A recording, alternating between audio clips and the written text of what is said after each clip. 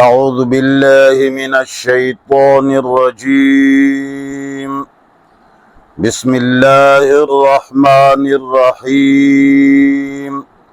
الطلاق مرتان فإمساكم بمعروف أو تسريح بإحسان ولا يحل لكم أن تأخذوا مما آتيتموهن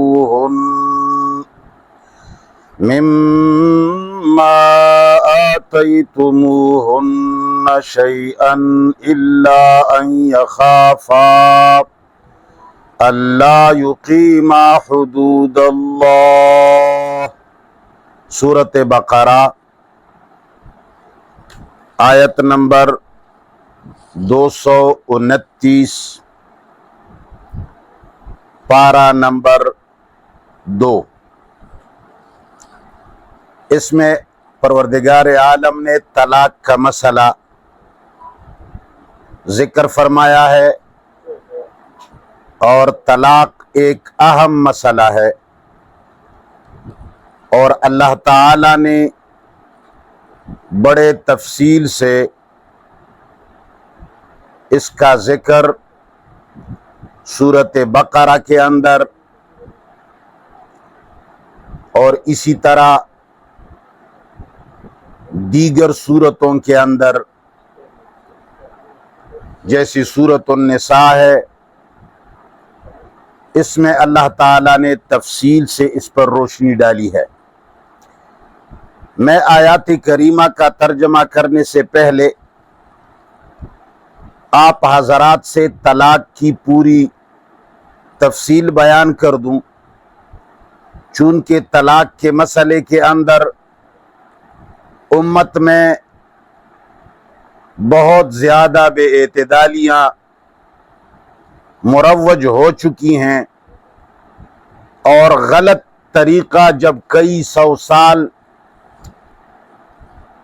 لوگوں میں رواج رہے تو پھر وہ دین بن جاتا ہے۔ ہم نے عقلاء سے سنا ہے کہ کوئی غلط رسم اور ایک غلط بدعت ایک صدی میں جب شروع ہو جاتی ہے تو اس وقت یہ جہالت ہوتی ہے، مگر جب ایک صدی اس پر گزر جائے تو آئندہ صدی کے لیے وہ روایت کا درجہ رکھتی ہے۔ ٹھیک اسی طرح جب رسول کریم صلی اللہ علیہ وسلم اور ان کے صحابہ کرام تشریف لے گئے اور پارس کے فتح ہونے کے بعد مجوسیت کا رنگ مسلمانوں کے اوپر چھڑا، اور جتنے جدید نو مسلم تھے سارے تقریباً مجوسی تھے، انہوں نے اوپر سے تو شہادت کا کلمہ مگر اندر سے اپنی مجوسیت اپنے ساتھ لائے تھے، تو انہوں نے ہمارے دین کے اندر بہت ساری تبدیلیاں کی، اور ان کا سب سے بڑا ہدف تنقید قرآن کریم تھا۔ ان لوگوں کا مقصد یہ تھا کہ قرآن کو مسلمانوں کی زندگیوں سے نکال دیا جائے، اور دوسرے طریقے سے دین کی تشریحات روایات کے ذریعے، اور وہ بھی وہ روایات جو رسول اللہ صلی اللہ علیہ وسلم نے اپنی زبان اطہر سے ادا نہیں فرمائے تھے، ایسی روایات گھڑ گھڑ کر ہمارے رسول کریم صلی اللہ علیہ وسلم کی ذمہ لگا دیے، اور اس میں جو پیغمبر پاک صلی اللہ علیہ وسلم کے فرمودات تھے وہ آٹے میں نمک کے برابر بہت تھوڑے سے، لیکن اس پر بھی مٹی ڈال دی گئی۔ ان مسائل میں سے ایک مسئلہ طلاق کا بھی ہے۔ تو اس کی تشریح کرتے ہوئے سب سے پہلے میں طلاق کی لغوی تحقیق آپ کے سامنے رکھتا ہوں۔ طلقہ یطلق و ضربہ سے بھی آتا ہے، دیگر ابواب سے بھی، لیکن جب یہ ثلاثی مجرد سے ہو تو اس کا معنی ہوتا ہے طلاق۔ یہ پھر طلقہ سے مصدر ہے اور اس کا معنی ہوتا ہے آزاد ہونا۔ لیکن طلق یطلق تطلیقا جب باب تفعیل ثلاثی مزید سے آتا ہے تو اس کا معنی ہوتا ہے آزاد کرانا۔ اطلق یطلق اطلاق باب افعال سے جب ہم ان کو لیتے ہیں، اطلق الاسیر قیدی کو رہا کرنا۔ لیکن جب ہم کہیں گے ناقۃ طالق تو یہ اس اونٹنی کو کہا جائے گا جو بلا نکیل کہیں بھی گھوم سکتی ہے۔ امام راغب رحمہ اللہ جو ہمارے لغت کے امام گزرے ہیں، وہ فرماتے ہیں اپنے عربی عبارت سے کہ طلاق کی بنیادی معنی ہے بندھن سے آزاد ہونا، نجات دینا، آزاد کرنا۔ چونکہ اس کی بنیادی معنی ہے بندھن سے آزاد کرنا، تو پھر اس لفظ کو استعارتاً بیوی کا شوہر سے جدا ہونے کے لیے مستعار یہ لفظ لیا گیا، گویا کہ اس کا اپنا اصلی معنی یہ نہیں تھا، مگر یہ استعارتاً استعمال ہوتا ہے۔ اس کے علاوہ اگر ہم قرآن کریم پر نظر ڈالیں تو نکاح ایک معاہدہ ہے، اور معاہدہ کس کے درمیان ہے؟ قرآن کریم نے فرمایا سورۃ النساء کے اندر وَأَخَذْنَ مِنْكُمْ مِيثَاقًا غَلِيظًا کہ عورتوں نے جب تمہارے ساتھ نکاح کیا تو اس کا معنی یہ ہے کہ انہوں نے آپ لوگوں سے بہت مضبوط عہد لیا، یعنی تمہارا اور ان کے درمیان میثاق اور معاہدہ ہوا۔ اور طلاق کا معنی ہوتا ہے اس معاہدے اور اس میثاق اور اس گھرا کو کھول دینا اور فسخ کر دینا۔ چنانچہ طلقہ طلاق کا معنی ہوگا طلقہ طلاق دینا، مطلقتن کا معنی ہوگا طلاق دی ہوئی عورت، جس کی جمع مطلقات آتی ہے۔ اور یہ معاہدہ جس کو قرآن نے فرمایا، یہ بالغ مرد اور بالغ عورت کی باہمی رضامندی سے طے پاتا ہے۔ جب میاں بیوی ایک دوسرے کے لیے سبب سکون ہوں، ایک دوسرے کے لیے اطمینان کا باعث ہو، تو یہ معاہدہ چل رہا ہوتا ہے۔ لیکن جب ان کا نکاح اور ان کی زندگی میں بے اطمینانی آ جائے اور یہ نکاح سکون کی جگہ بے اطمینانی کا باعث ہو جاتا ہے، تو پھر یہ معاہدہ ٹوٹ بھی سکتا ہے۔ اس کے نسخ کے بارے میں قرآن کریم نے تفصیلی احکامات جاری فرمائے ہیں۔ قرآن اس مسئلے کے اندر نہ ناقص ہے، نہ مجمل ہے، اور نہ کوئی کمی انہوں نے فرمائی۔ اور مرد اور عورت کی جو ناچاکی اور بے سکونی ہوتی ہے، قرآن کے مطالعہ سے یہ معلوم ہوتا ہے کہ یہ ناچاکی اور ان کی یہ آپس میں جو پریشانی ہوتی ہے، یہ کوئی کھانے پینے اور اڑنے بچھونے کی چیزوں پہ نہیں ہوتی، بلکہ ان کے درمیان جو بے اطمینانی اور بے سکونی آتی ہے وہ جنسی بے توجہی کی وجہ سے آتی ہے، ایک دوسرے پر بے اعتمادی کا سبب،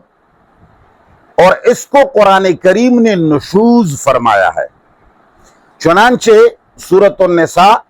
آیت نمبر 128 میں اللہ تعالیٰ نے فرمایا وَإِنِ امْرَأَةٌ خَافَتْ مِنْ بَعْلِهَا نُشُوزًا أَوْ إِعْرَاضًا فَلَا جُنَاحَ عَلَيْهِمَا أَنْ يُصْلِحَا بَيْنَهُمَا صُلْحًا وَالصُّلْحُ خَيْرٌ وَأُحْضِرَتِ الْأَنفُسُ الشُّحَّ وَإِن تُحْسِنُوا وَتَتَّقُوا فَإِنَّ اللَّهَ كَانَ بِمَا تَعْمَلُونَ خَبِيرًا۔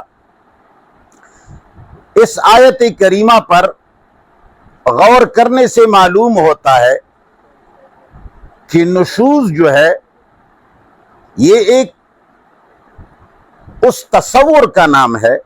جو خود کو برتر سمجھتا ہے اور دوسرے کو اپنے برابر نہیں سمجھتا۔ وَإِنِ امْرَأَةٌ خَافَتْ مِنْ بَعْلِهَا نُشُوزًا أَوْ إِعْرَاضًا، یعنی اگر تم لوگوں کو کسی عورت کو یہ خطرہ ہو جائے اپنے شوہر سے نشوز اور اعراض کا کہ مرد مجھے اپنے برابر نہیں سمجھتا اور وہ مجھ سے ایک اچھی بیوی کے تلاش میں ہے۔ ابو بکر جساس رحمہ اللہ ایک بڑے محقق گزرے ہیں، انہوں نے اس کو نشز الارض سے ماخوذ فرمایا ہے، زمین کی اونچی جگہ جو دوسری زمین سے اونچی ہوتی ہے، تو اس لیے نشوز کا معنی یہی ہوتا ہے کہ جب شوہر اپنی بیوی سے اپنے آپ کو بڑا سمجھنے لگے، برتر سمجھنے لگے، یا عورت خود کو اپنے شوہر سے برتر اور بالا سمجھنے لگے، تو اس کا معنی انہوں نے کیا ہے مخالفت پر اتر آنا، نافرمانی کرنے لگ جانا، جھگڑنا، بدسلوکی کرنا، مقابلے کے لیے کھڑا ہو جانا۔ تاج العروس اور اسی طرح ابن فارس وغیرہ کی یہ تحقیق ہے۔ امام راغب رحمہ اللہ نے نشوز کسی چیز کا اپنے مقام سے ہٹ جانے کا انہوں نے معنی فرمایا ہے کہ کوئی چیز جب اپنے مقام سے ہٹ جاتی ہے، لہذا اس لحاظ سے وہ فرماتے ہیں ہر نامناسب رویہ مرد کا عورت کے لیے نشوز ہے اور عورت کا مرد کے لیے نشوز ہے۔ سورۃ النساء آیت نمبر 34 میں اللہ تعالیٰ نے فرمایا کہ جب عورت کی طرف سے بات ہو، عورت میں نشوز نظر آئے، عورت خود کو برتر سمجھنے لگے، عورت شوہر کو اپنا برابر نہیں سمجھتی اور نہ ہی شوہر کو توجہ دیتی ہے، بلکہ شوہر سے اس کی آنکھیں کسی اور طرف کسی اور کو ڈھونڈ رہی ہوتی ہے، تو اللہ تعالیٰ نے سورۃ النساء میں فرمایا واللاتی تخافون نشوزہن فعظوہن واہجروہن فی المضاجع واضربوہن فإن اطعنکم فلا تبغوا علیہن سبیلا۔ اگر تمہیں عورتوں کے بارے میں نشوز کا گمان ہو جائے کہ عورت کی آنکھیں کوئی اور ڈھونڈ رہا ہے اور عورت مجھے اپنے آپ سے نیچی سمجھ رہی ہے اور وہ مجھے اپنا برابر نہیں سمجھتی اور وہ مجھ سے اعراض کر رہی ہے اور اس کی آنکھیں کوئی اور ڈھونڈ رہا ہے، تو اللہ تعالیٰ نے فرمایا فَعِظُوهُنَّ، پہلی بات یہ ہے تم ان کو نصیحت کرو۔ اگر وہ نصیحت سے بھی نہ سدھرے تو اللہ فرماتے ہیں وَاهْجُرُوهُنَّ فِي الْمَضَاجِعِ، پھر ان کے خوابگاہوں میں ان سے جدائی اختیار کرو، چند دن کے لیے اپنی بیوی سے الگ سو جاؤ، یہ نہیں کہ کسی اور گاؤں میں چلے جاؤ، کمرے ہی کے اندر اس سے کروٹ بدل لو تاکہ اس کو سمجھنے کا موقع ملے۔ اگر اس کو بھی وہ نہ سمجھ سکے تو اللہ فرماتے ہیں وَاضْرِبُوهُنَّ، پھر ان کو معمولی سی سزا دو۔ لیکن قرآن کریم میں پہلی آیت 128 میں جو میں نے اعراضاً کا لفظ آپ لوگوں کے سامنے رکھا، بے توجہی، اعراض کا معنی بے توجہی، بہتر کی تلاش، جیسے کہ ابن عباس رضی اللہ تعالیٰ عنہ کی ایک روایت ہے، اس کو اگرچہ ہم مستند اور اس کو قوی اور صحیح ہم نہیں سمجھتے، لیکن معنی کو اگرچہ یہ موضوعات اور ضعیف روایات جن لوگوں نے بنائی ہیں وہ عربی زبان کے ماہر ترین لوگ تھے، معانی کی ان سے کچھ نہ کچھ تعین ہو جاتی ہے۔ تو ابن عباس رضی اللہ تعالیٰ عنہ کی ایک روایت ہے کہ سودا رضی اللہ تعالیٰ عنہ نے ایک مرتبہ رسول اللہ صلی اللہ علیہ وسلم کے بارے میں یہ گمان کیا کہ ان کی توجہ میری بجائے عائشہ رضی اللہ تعالی عنہا کے اوپر زیادہ ہے، تو انہوں نے رسول اللہ صلی اللہ علیہ وسلم سے فرمایا کہ اے اللہ کے رسول، تم مجھے طلاق مت دو، ہاں میں اپنی باری عائشہ کے حوالے کرتی ہوں۔ اس روایت کو اگرچہ امام احمد ابن حنبل رحمہ اللہ نے غیر صحیح قرار دیا ہے اور روایت ہے بھی کمزور، اس لیے کہ یہاں حضور کی بیوی مبارکہ رسول اللہ صلی اللہ علیہ وسلم پر کیسے بدگمانی کر سکتی ہے، اور پیغمبر پاک صلی اللہ علیہ وسلم اپنی بیویوں سے کیسے اعراض کر سکتے ہیں۔ پھر بھی مگر اس روایت سے کم از کم یہ بے توجہی اور اعراض کا معنی سمجھ میں آیا۔ پھر دوسری روایت جو میں نے 34 کی بیان کی ہے، اس میں نشوز کا لفظ آیا ہے، واللاتی تخافون نشوزہن، تو اس پر جو روشنی پڑتی ہے وہ حجۃ الوداع کے خطبے میں رسول اللہ صلی اللہ علیہ وسلم نے حجۃ الوداع میں بہت بڑا خطبہ ارشاد فرمایا، لیکن اس میں چند الفاظ آپ لوگوں کے سامنے رکھتا ہوں۔ رسول اللہ فرماتے ہیں کہ عورتوں کے بارے میں میری عمدہ وصیت آپ لوگ یاد کر لینا، عورتیں وہ ذات ہے جو تمہاری اوپر اپنی جوانی لٹاتی ہیں اور وہ ساری جوانی ختم کر کے بوڑھی ہو جاتی ہے، لہذا تم عورتوں کے ساتھ زیادتی مت کرو، الا یہ کہ وہ کھلی بے حیائی کرے، اس سے زیادہ ان پر کوئی حق نہیں کہ تم ان کی خوابگاہوں میں انہیں اکیلا چھوڑ دو، یا جسمانی سزا جو زیادہ اذیت رسان نہ ہو، یہاں تک تمہیں اجازت ہے، لیکن وہ کب؟ جب وہ کھلی بے حیائی کریں۔ پھر اگر وہ فرمان بردار ہو جائیں تو زیادتی کی راہیں تلاش مت کرو، پھر اس کے لیے بہانے نہیں بناؤ، تمہارا ایک دوسرے کے اوپر حق ہے،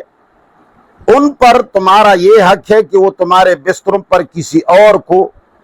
نہ براجمان کرے، اور تمہارے گھر میں ان لوگوں کو گھسنے نہ دیں جن کو تم ناپسند کرتے ہو، اور ان کا یہ حق ہے تمہارے ذمے کہ تم ان کے لباس، کھانے پینے کا بندوبست کرو اور ان کے ساتھ حسن سلوک کرو۔ اس حجۃ الوداع کے خطبے سے نشوز کے لفظ کا معنی سمجھ میں آیا کہ نشوز کا معنی رسول اللہ صلی اللہ علیہ وسلم نے کھلی بے حیائی مراد لی۔ پھر عورت کے بارے میں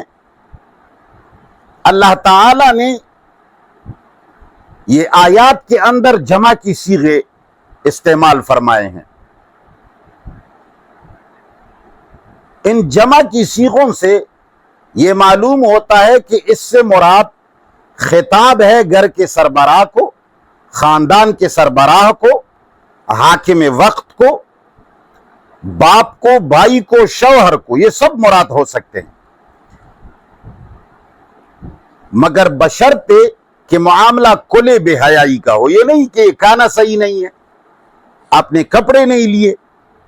آپ نے مجھے سلام نہیں کیا، نہیں، کھلی بے حیائی ہو تو کیا حکم ہے؟ شوہر کو بھی ہے، گھر کے سربراہ کو بھی ہے، خاندان کے سربراہ کو بھی ہے، حاکم وقت کو بھی ہے۔ اللہ تعالیٰ نے فرمایا پہلے مرحلے میں تم کیا کرو گے؟ فلا جناح علیہما ان یصلحا بینہما، اگر مرد اور عورت کے درمیان نشوز آ جائے، عورت کو یہ شبہ ہو جائے کہ میرا شوہر میری بجائے دوسری لڑکیوں کے پیچھے گھوم رہا ہے، اور مرد کو یہ شبہ ہوا کہ میری بیوی میرے علاوہ کسی اور پر نظر کرم چلا رہی ہے، تو ایسے مرحلے میں گھر کے سربراہ کو یا میاں بیوی کو یا حاکم کو یا خاندان کے سربراہ کو حکم ہے کہ وہ ان کے درمیان صلح کرے، یا میاں بیوی اپنے درمیان صلح کی کوشش کرے۔ وَإِنْ خِفْتُمْ شِقَاقَ بَيْنِهِمَا، اگر پھر تمہیں خطرہ ہو آپس میں ناراضگی اور ناچاکی کا کہ بھئی ہماری بات بڑھ رہی ہے، آپس میں صلح ہم کرنے نہیں پا رہے، تو اللہ فرماتے ہیں فَبْعَثُوا حَكَمًا مِّنْ أَهْلِهِ وَحَكَمًا مِّنْ أَهْلِهَا، پھر دونوں کے اوپر یہ فرض ہے کہ ایک حاکم عورت کی طرف سے مقرر ہو جائے اس کے خاندان سے، اور ایک حاکم مرد کی طرف سے مقرر ہو جائے مرد کے خاندان سے۔ ان یریدا اصلاحا یوفق اللہ بینہما، اللہ تعالیٰ فرماتے ہیں کہ اگر وہ آپس میں اصلاح کرنا چاہتے ہیں تو اللہ تعالیٰ ان کے درمیان اصلاح کرا دے گا۔ اس آیت کے اندر بقول امام جساس کے اختلاف ہے کہ اس سے مراد کون ہے، کس کو یہ خطاب ہے، مگر سعید ابن جبیر، ضحاک، ان دونوں نے فرمایا کہ سلطان بھی مراد ہو سکتا ہے، میاں بیوی انہی کی طرف مرافع کریں گے۔ میاں بیوی کو چاہیے کہ وہ بادشاہ اور حاکم وقت کی طرف مرافع کریں، اپنی بات ان تک لے جائے، انہیں باخبر کرے کہ بھئی ہمارے درمیان ایسی پریشانی ہے۔ مگر سدی رحمہ اللہ نے فرمایا کہ نہیں، یہاں میاں بیوی مراد ہے، حاکم وقت کو اطلاع دینے کی ضرورت نہیں۔ مگر جساس نے اللائی تخافون نشوزہن کا خطاب شوہروں کو بتایا ہے۔ وہ فرماتے ہیں کہ اللائی تخافون نشوزہن کا خطاب شوہروں کو تھا۔ آیت کی ترتیب سے ایسا معلوم ہوتا ہے، اس لیے کہ آگے اللہ تعالیٰ نے فرمایا ہے وَهْجُرُوهُنَّ فِي الْمَضَاجِعِ، تو وَهْجُرُوهُنَّ فِي الْمَضَاجِعِ سے معلوم ہوتا ہے کہ شوہر کو خطاب ہے۔ لہٰذا اس آیت کے اندر جب ابتدائی پریشانی اور ایک دوسری پر بدگمانی پیدا ہو جائے تو اس وقت پہلا خطاب میاں بیوی کو ہے، اس لیے کہ صیغوں سے معلوم ہوتا ہے کہ اس سے جدائی اختیار کرو، ان کو نصیحت کرو، تو یہاں تک تو آپس میں یہ صلح کی کوشش کریں گے۔ لیکن وَإِنْ خِفْتُمْ شِقَاقَ بَيْنِهِمَا سے اگر تم لوگ آپس میں صلح اور اس کو نصیحت اور پھر اس سے خوابگاہ میں جدائی اور پھر تھوڑی سے مار پیٹ کے باوجود وہ انسان کی بچی نہیں بن رہی اور آپس میں تعلقات نہیں بن رہے، تو اللہ تعالیٰ فرماتے ہیں فَبْعَثُوا حَكَمًا مِّنْ أَهْلِهِ وَحَكَمًا مِّنْ أَهْلِهَا، پھر مرد کی طرف سے ایک حاکم اور عورت کی طرف سے ایک حاکم مقرر کیا جائے جو فریقین کے درمیان محاکمہ کرے، اس لیے کہ شوہر کا بیان چن کے پہلے ہو چکا کہ وہ بیوی کو سمجھائے فلاں کرے۔ اب ان تینوں مراحل سے یہ لوگ گزر گئے، آپس میں صلح کی کوشش کی، نصیحت کی، اور پھر خوابگاہ میں جدائی کی، اور پھر تھوڑا سا اس کو سزا دیا، لیکن پھر بھی نہیں سمجھے تو اللہ فرماتے ہیں فَبْعَثُوا حَكَمًا مِّنْ أَهْلِهِ وَحَكَمًا مِّنْ أَهْلِهَا، پھر ایک حاکم ایک ثالث عورت کی طرف سے ایک مرد کی طرف سے۔ یہ احکام القرآن نے ذکر کیا ہے دوسری جلد میں 231 نمبر صفحہ پر۔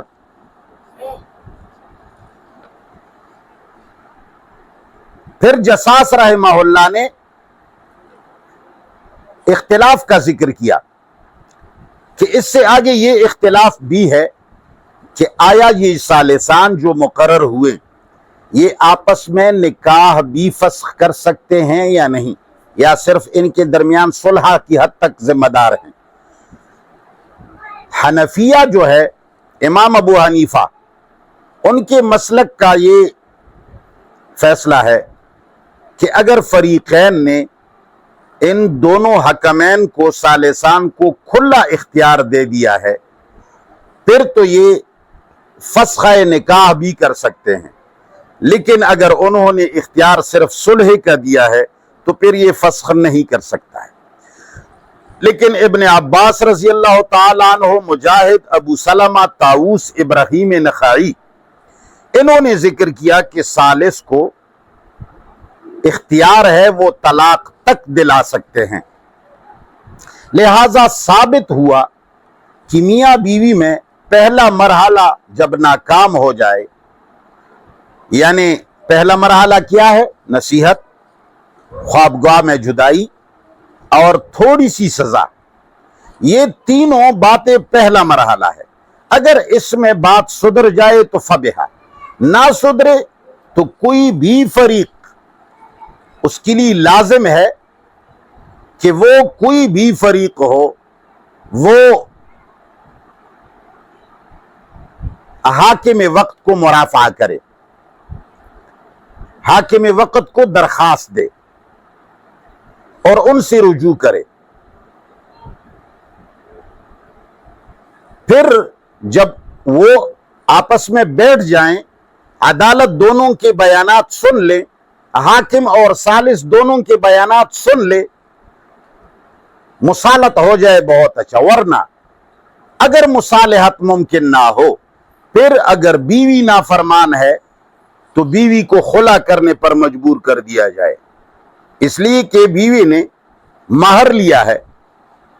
بیوی نے گھر لیا ہے، 5-6 مرلے مکان لیا ہے اور بہت سارے سامان وغیرہ مہر میں اس نے لیے ہیں۔ اب تمام تر سونے چاندی کے لینے کے باوجود نافرمانی کر رہی ہے تو اس کو خلا کرنے پر مجبور کر دیا جائے۔ ثالثان دونوں فریق والے اس کو مجبور کرے کہ تمہیں اگر خود کو اس نکاح کے بندھن سے نکالنا ہے تو تم نے جو مہر لیا ہے وہ اس طلاق کے بدلے میں تمہیں دینا ہوگا۔ لیکن اگر عورت نافرمان نہیں ہے، شوہر نافرمان ہے، تو پھر طلاق دلوائے اور مہر بھی دلوائے۔ پھر مرد کے اوپر یہ زور ڈال دیا جائے کہ تم مہر بھی عورت کو پورا دو گے اور طلاق بھی دو گے۔ لہذا پتہ چلا کہ باہمی مناقشہ کی صورت میں 3 مراحل جو ہم نے پچھلے الفاظ میں گنے ہیں، یہ سارے فرض ہیں۔ فَعِزُوهُنَّ، دیکھو امر ہے، وَهْجُرُوهُنَّ وَضْرِبُوهُنَّ۔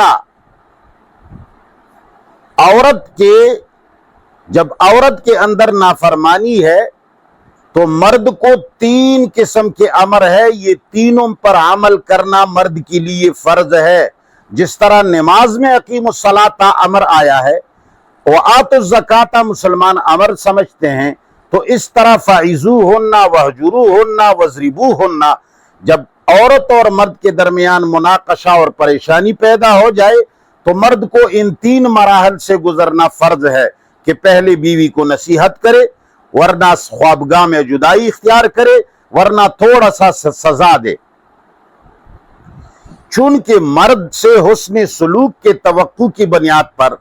اللہ تعالیٰ نے امر کا صیغہ استعمال نہیں کیا کہ اگر عورتوں میں ہے تو تم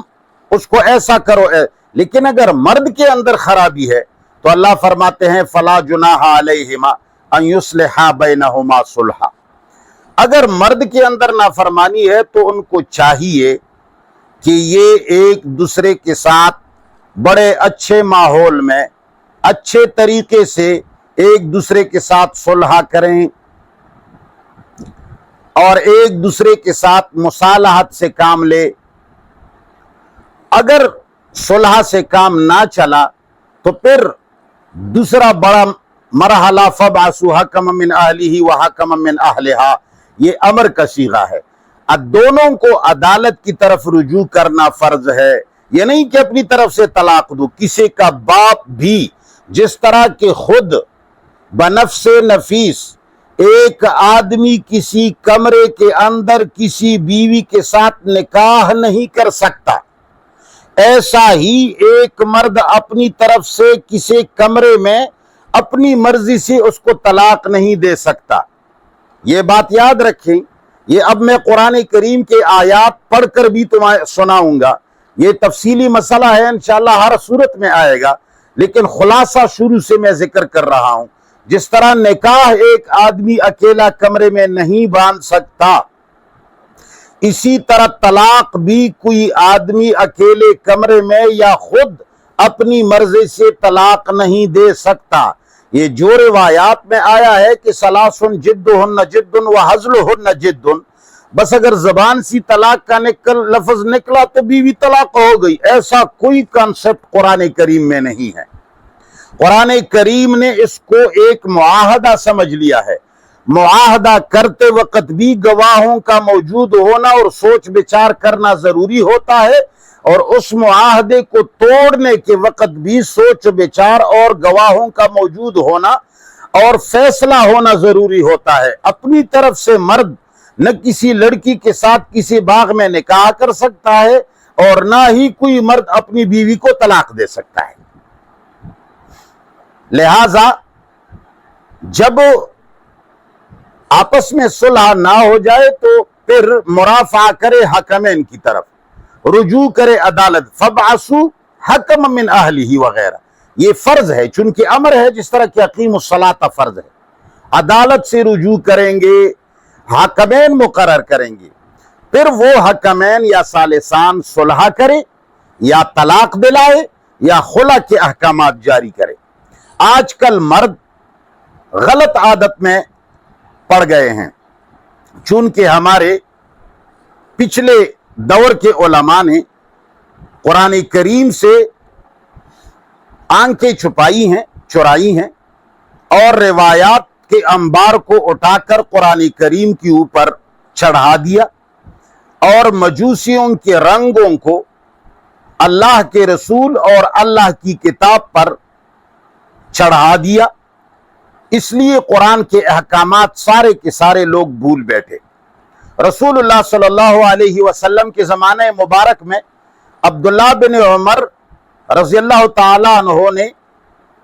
پیغمبر کے طریقے کے خلاف طلاق دی۔ پیغمبر صلی اللہ علیہ وسلم کو جیسے پتہ چلا، فوراً ان کو کہا کہ تم اپنے طلاق سے رجوع کرو، فوراً رجوع کرو۔ جس طریقے سے تم نے طلاق دیا ہے، یہ طلاق کا طریقہ رسول اللہ صلی اللہ علیہ وسلم کا لایا ہوا نہیں ہے، لیکن آج کل مسلمان ان 3 آیات کریمہ کو صرف ثواب کے لیے پڑھتے ہیں اور اس پر عمل نہیں کرتے۔ تو لہٰذا ان آیات کا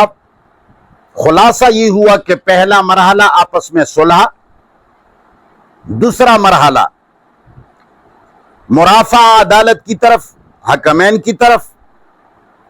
تیسرا مرحلہ طلاق باجازت عدالت یا حاکم اور یا ثالث کے ذریعے۔ اب طلاق کا طریقہ، قرآن کہتا ہے الطلاق مرتان،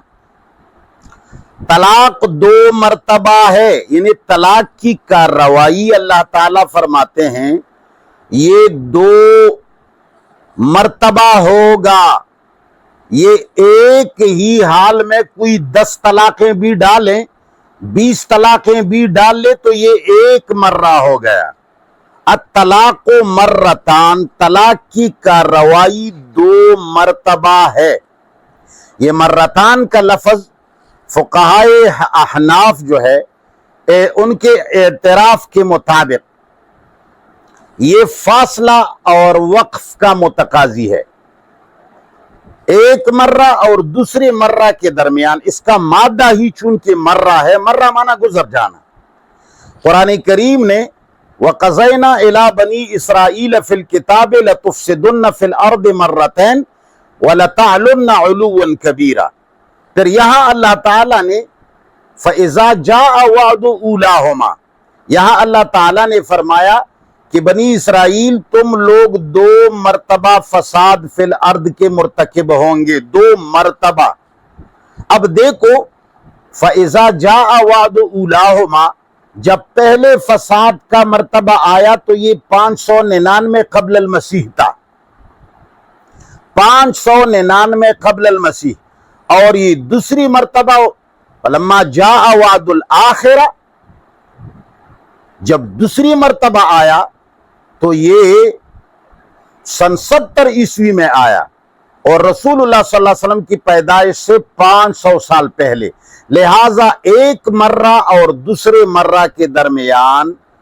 660 سال کا فاصلہ ہے۔ اس سے مرہ کی تعریف، برائے کرم قرآن کی طرف نظریں ڈالو، مسلمانوں دیگر کتابوں کو قرآن کے اوپر نہ چھڑاؤ۔ یہاں دیکھو سورت بنی اسرائیل کے اندر ایک مرہ اور دوسری مرہ کے درمیان 660 سال کا فاصلہ ہے۔ پہلی مرتبہ حملہ بائبل کے بادشاہ منوکد نظر جو بخت نصر تھے انہوں نے کیا، دوسرا حملہ رومیوں نے کیا تھا جس کا لیڈر ٹیٹس تھا۔ یہ آپ لوگ مولانا ابوالکلام آزاد کی تفسیر ترجمان القرآن جلد 2 صفحہ نمبر 346 پر دیکھ سکتے ہیں۔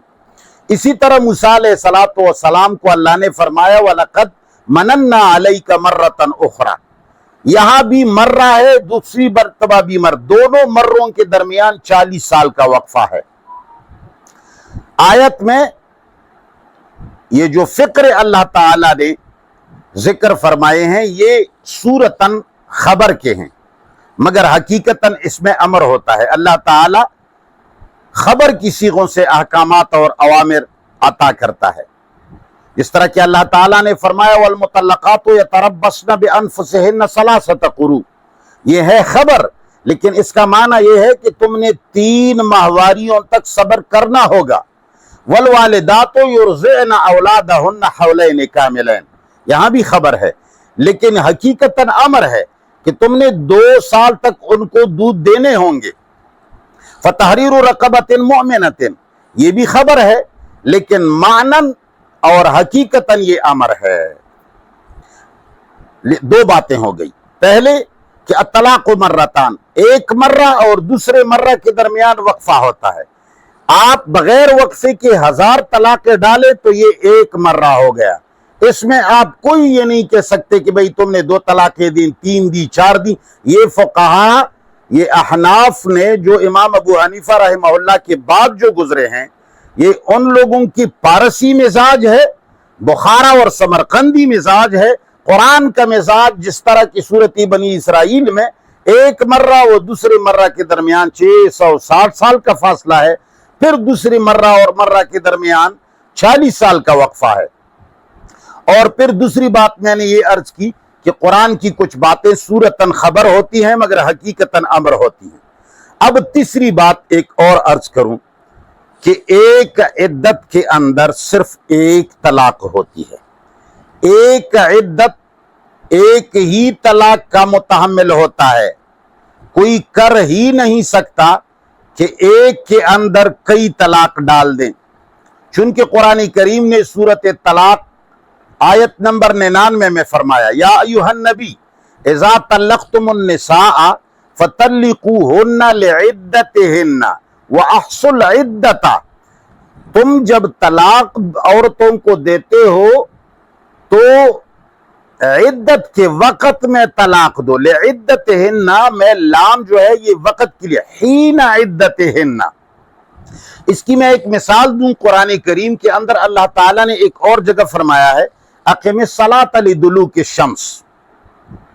اب اقم الصلاۃ لدلوک الشمس میں بھی لام آیا ہے۔ اے نبی آپ آفتاب کے ہر انتقال کے وقت ایک نماز قائم کریں۔ اب جب ایک مرتبہ ایک انتقال آ جاتا ہے زوال کے وقت، جب درمیانی آسمان سے سورج ڈھل جاتا ہے، یہ ایک دلوک اور ایک انتقال ہوتا ہے، تو اس وقت ایک نماز ہوتی ہے ظہر کی۔ پھر جب دوسرا انتقال ہوتا ہے تو پھر ایک نماز ہوتی ہے عصر کی۔ پھر جب تیسرا انتقال ہوتا ہے غروب کی طرف تو پھر ایک نماز ہوتی ہے مغرب کی۔ ایسا نہیں ہے کہ ایک انتقال میں 2 نمازیں ہوں. اسی طرح لعدتہن میں بھی لام وقت کی لیا ہے، حین عدتہن، لہذا ایک عدت کے اندر ایک طلاق ممکن ہے. اس طرح طلاق عدت پر صرف ایک جو 3 ماہ ہے، ایک عدت کے اندر ایک طلاق ہوگی. یہ نہیں کہ ہر طہر میں طلاق ہوگی، یہ بھی پارسیوں کا طریقہ ہے. قرآن نے ایسا کچھ نہیں فرمایا. قرآن کریم نے ایک عدت جو 3 ماہ یا 3 ماہواریاں یا ایک اولاد کی پیدائش، جس طرح سے بھی عدت ہو، اس میں صرف ایک طلاق ممکن ہے. سورۃ النساء کے طلاق 2 مرتبہ اور سورۃ طلاق نے ایک طلاق کی وقت ایک عدت ہے. یہ مطلق طلاق کا حکم تھا. اگر کوئی اپنی بیوی کو ایک طلاق مطلق طلاق دیتا ہے. اب ذرا آیت کی طرف آتے ہیں، لیکن اس سے پہلے کہ آیت کا ترجمہ کروں، ایک بار یہ یاد رکھے کہ طلاق کا طریقہ کار کیا ہے قرآن کی. یہ تو مسلمانوں کو جو طریقہ سکھایا گیا، فلان روایت میں آیا ہے، فقیہ نے لکھا ہے، امام ابو حنیفہ نے لکھا ہے، بخارا والوں نے لکھا ہے، سمرقند والوں نے لکھا ہے، فلان تاریخ میں آیا ہے، ابن عباس کی روایت میں ایسا آیا ہے، مجاہد کی روایت میں ایسا آیا ہے. رسول پاک صلی اللہ علیہ وسلم پر ضعیف روایات باندھنا اور من گڑت روایات ان کے ذمہ لگانا، رسول اللہ صلی اللہ علیہ وسلم کے اوپر جھوٹ کا کتنا بڑا گناہ ہے کہ ان پر لوگ جھوٹ باندھے یا افترا کریں.